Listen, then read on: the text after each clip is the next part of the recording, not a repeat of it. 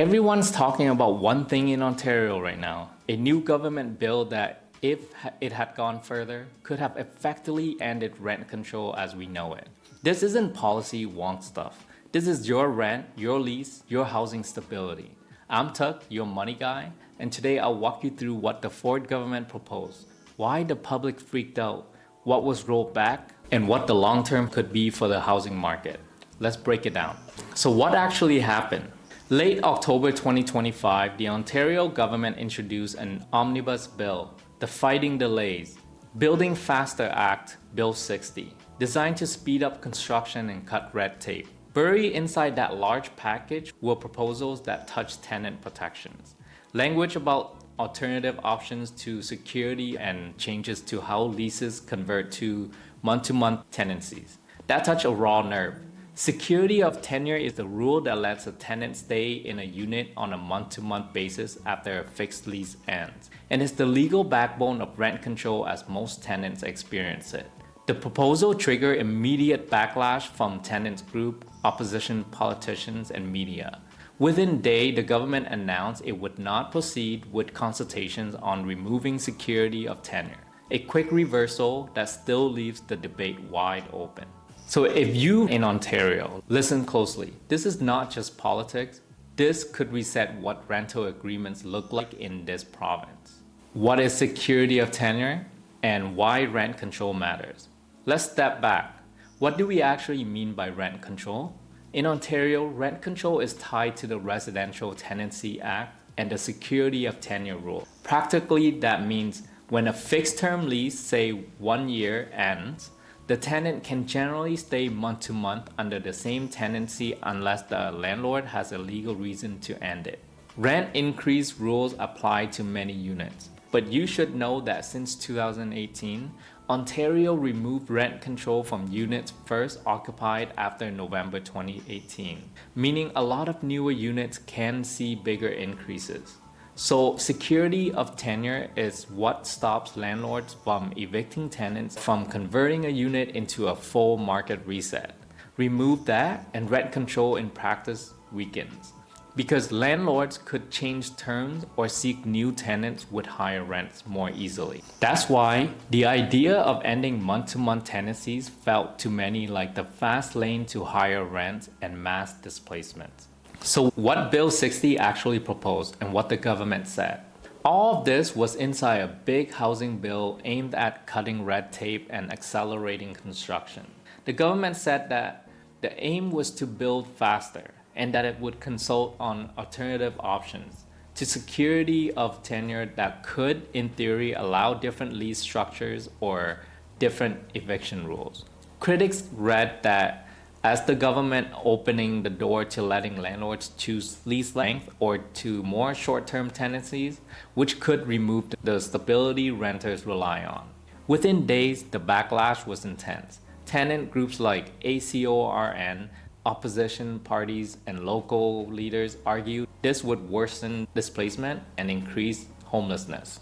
The government backtracked on the consultation piece about security of tenure, saying it would not proceed with that part right now. But other parts of the bill remain, and the debate over balancing tenant stability versus incentivizing new supply is far from resolved. So what does this mean for you and your wallet?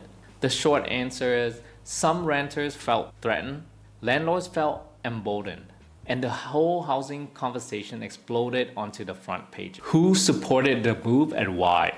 Why would the government even float this? Here are the arguments supporters made.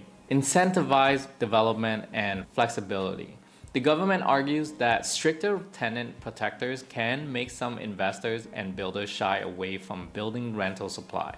They claim more flexible leasing could make rentals more financially viable and therefore spur building. The bill's main pitch was to speed approvals and reduce barriers to new homes.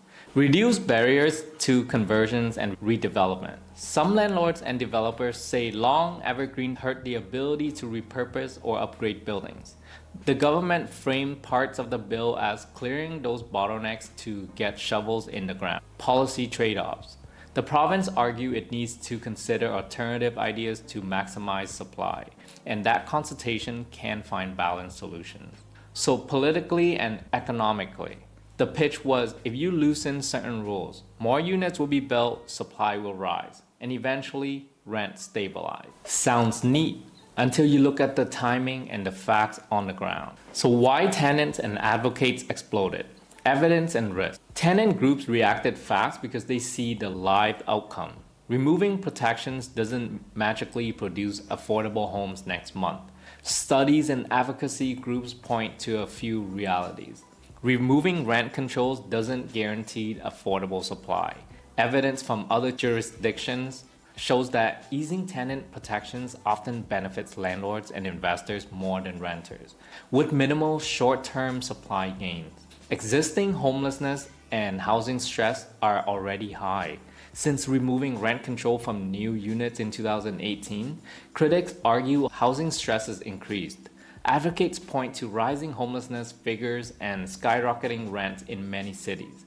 They warn that rolling back security of tenure risks mass displacement of vulnerable renters, compensation cuts, and eviction. Reporting flagged that some proposed changes could remove protections like the compensation requirement when a landlord seeks possession for personal use, meaning tenants could be forced out with less compensation. That's a real financial hit for many households. That's why tenant groups mobilized protests, petitions, and social media campaigns, and the backlash forced the government to pause parts of the plan. The politics are brutal. When rent is a daily struggle for millions, even talking about weakening protections is political dynamite. The government said it would not proceed with the security of tenure consultations, but that doesn't mean everything is dead. Bill 60 still contains other measures to speed housing and infrastructure approval. Some of those may meaningfully affect supply if implemented. The rapid backtrack shows two things: the political sensitivity of tenant protections and how chaotic omnibus bill can hide significant changes inside broader reforms. So the bottom line, the specific worst case scenario, wholesale removal of security of tenure was paused, but the underlying tension remains. How do you build more homes fast without exposing tenants to displacement? If you want more explanation like this, hit subscribe and smash the like button. Drop a comment. Are you a renter, landlord, or a homeowner in Ontario? Tell me which city. I'll use your replies to make follow-ups focus on the places that matter most to you. Long-term implications, market policy, and politics.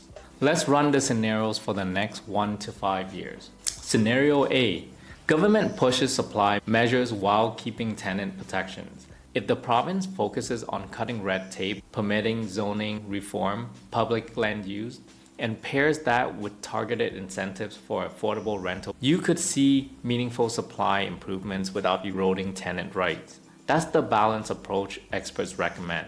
Build more, but protect renters during the transition. Scenario B, policy fails and protections weaken. If pressure from developers and some landlords succeed in rolling back protections, you could see faster turnover of units and short-term rent hikes.